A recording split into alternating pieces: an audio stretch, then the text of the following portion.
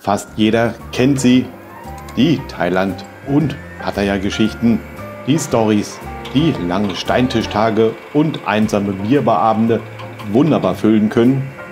Vielleicht hast du als Zuschauer die eine oder andere Geschichte, die wir hier erzählen wollen, bereits gehört, hast sie vielleicht auch in Magazinen oder sogar in Büchern bereits gelesen und hoffentlich auch nicht wieder vergessen. Wir wollen in dieser Serie hier auf unserem Kanal Zuschauer zu Wort und zu Bild kommen lassen, damit diese alten Geschichten nicht gänzlich vergessen werden. Hin und wieder erreichen uns spannende Erzählungen und Geschichten, die wir gerne mit euch teilen wollen. Wir hoffen, dass dieses Format euch gefällt.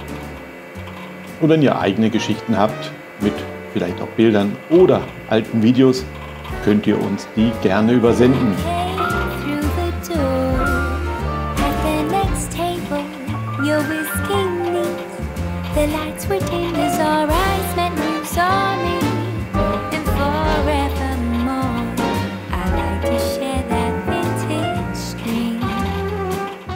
Wie Pattaya Beach nach und nach im Meer versank. Text und Fotos von Walter Weiß. In meiner heutigen Geschichte geht es um Pattaya Beach. Genauer gesagt darum, dass der Strand mit der Zeit immer schmaler wurde. Zum Schluss war er fast überhaupt nicht mehr vorhanden. Ich habe nicht recht verstanden, warum die Behörden so lange zögerten, etwas zu unternehmen. Nach jedem Sturm fehlte ein Meter Strand, den Bagger irgendwie versuchten wieder aufzuschütten.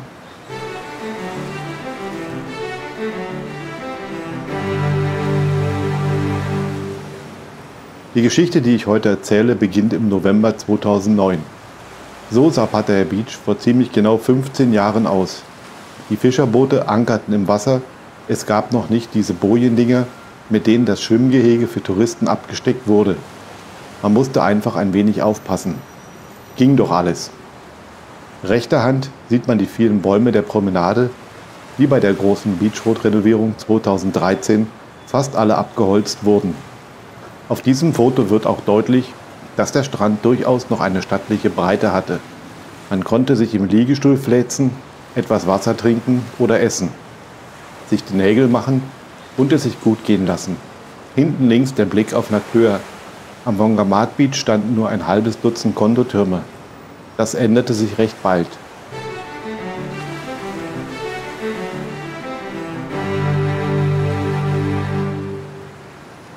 Ein Jahr später ist am Wongamat Beach schon ein neues Gebäude hinzugekommen. Das ist das Cape Dara, das bei Koreanern sehr beliebt ist.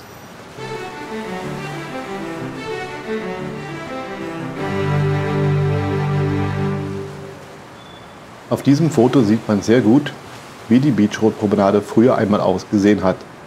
Das heißt vor der großen Umbauaktion 2013. Dort standen viele Bäume, der Weg meist im Schatten.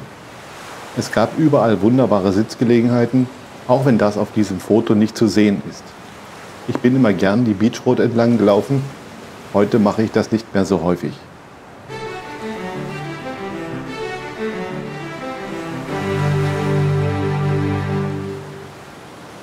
Der Blick nach Süden auf die Bucht von Pattaya. Am auffälligsten ist vielleicht, dass der ewige Rohbau Waterfront Condo am Bali High Pier noch nicht existiert. Gerade ist Flut und wie man links unten gut erkennt, ist der Strand quasi nicht mehr vorhanden.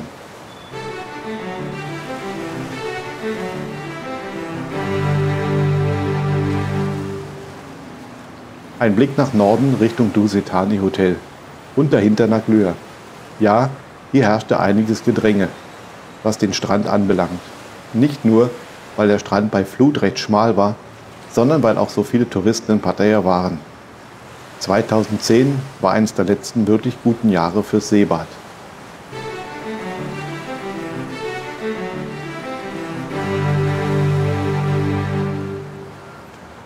Rund ein Jahr später kamen die Behörden auf die Idee, Bagger am Strand zu stationieren.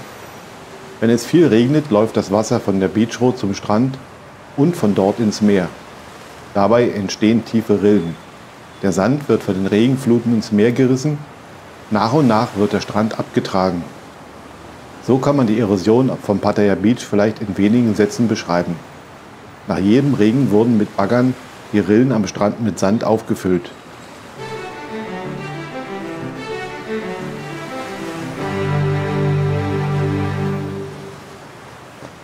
Ein gemütliches Plätzchen stelle ich mir eigentlich anders vor. Das ist am Nordende des Strandes nahe Dusetani Hotel. Hier war der Strand derartig erodiert, dass der Sand mit Sandsäcken vor dem Meer geschützt werden musste. Bei schönem Wetter, wie auf diesem Foto, kann man sich kaum vorstellen, welche Kräfte entfacht werden, wenn es einmal einen Sturm gibt.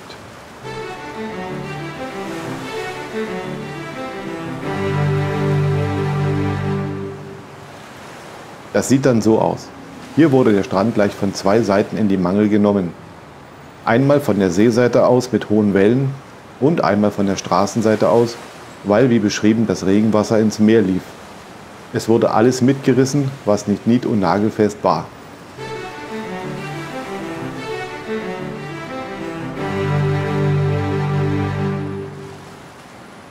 Wieder kamen Bagger, um den Strand notdürftig zu reparieren. Das war nicht so einfach, weil durch den Sturm auch Infrastruktur wie Kabel und Promenade beschädigt worden waren.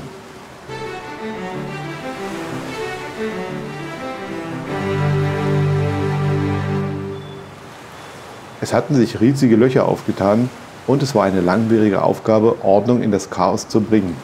Die Fotos zeigen nun einen Abschnitt am Strand. Es gab mehrere dieser Löcher.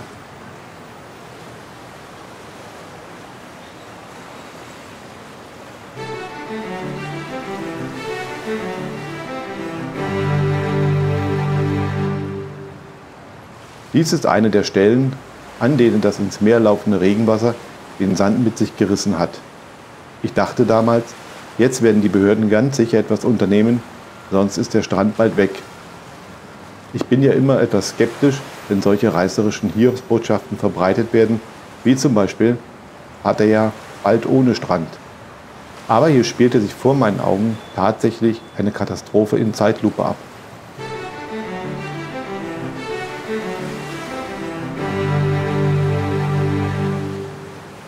Doch es geschah nichts. 1,5 Jahre nach dem großen Sturm hatte man sich an das Aussehen des Strandes gewöhnt. Die Behörden versuchten auch gar nicht mehr, die Rillen mit Baggern zuzuschütten. Schön war das alles nicht.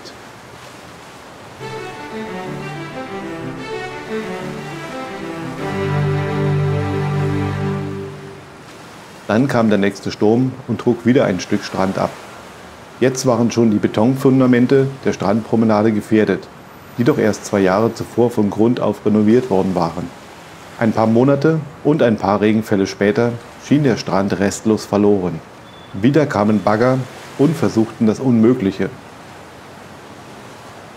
Doch wie viel Sand sie da auch aufschütteten, es dauerte nur eine regnerische Nacht lang und alle Arbeit war für die Katz. Und dann kam ein Jahrhundertsturm. An dem kann ich mich noch gut erinnern, denn am Abend kam das Wasser auch in mein Haus. Man kann nichts dagegen tun, weil Wasser immer einen Weg findet. Der Strand war nun völlig hinüber, nicht nur Expats staunten über die Verwüstung. Man braucht die Fotos nicht kommentieren, sie sprechen für sich.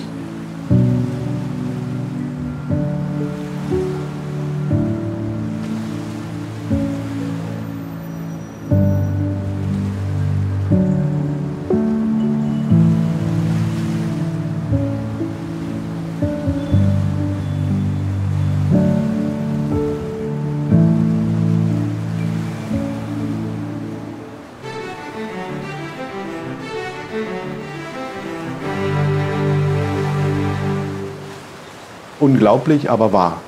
Es dauerte 3 Jahre lang, bis die Behörden endlich reagierten. Das Projekt der Strandverbreitung wurde begonnen. Der gesamte Strand war abgesperrt, Sandsäcke wurden als Fundament vergraben. Sand wurde herangeschafft und Bagger verteilten ihn.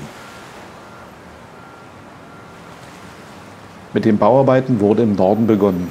So war auch der Strandabschnitt im Norden als erstes fertig, der von der staunenden Öffentlichkeit besichtigt wurde. Unterhalb des Dusetani Hotels gab es bis zuletzt Probleme, weil hier ein kleiner Bach ins Meer mündet. Wenn es regnet, kann das Bächlein allerdings zum reißenden Fluss anschwellen. Einheimische Touristen lassen sich davon nicht beeindrucken. Ein Selfie geht immer. So sah der Strand im April 2020 aus.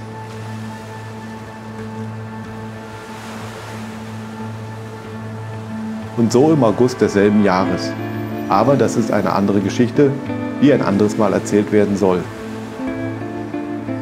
So sieht der Strand heute aus. Wenn es regnet, entstehen Rillen.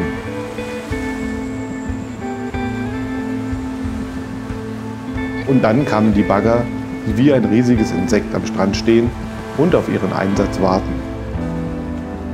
Liebe Zuschauer, das war der erste Teil unserer neuen Rubrik Thailand hautnah. Echte Zuschauergeschichten, hier präsentiert auf unserem Kanal. Wir hoffen, dass die erste Ausgabe euch gefallen hat.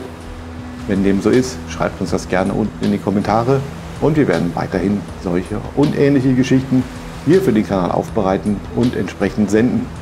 Wenn ihr mehr über Thailand, Pattaya und alles, was damit zusammenhängt, erfahren wollt, abonniert gerne unseren Kanal, liked das Video, teilt das Video. Damit sagen wir danke für eure Zeit, danke für eure Aufmerksamkeit und tschüss bis zum nächsten Video auf diesem Kanal.